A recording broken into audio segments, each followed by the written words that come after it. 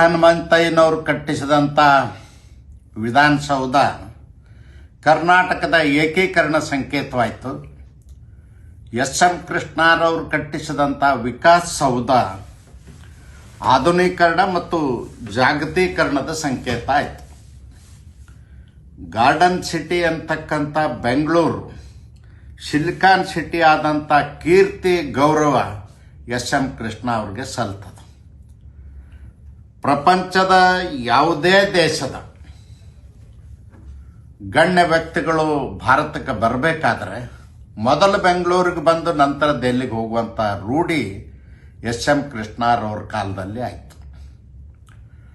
ಮತ್ತು ಸಾರ್ವಜನಿಕ ಜೀವನದ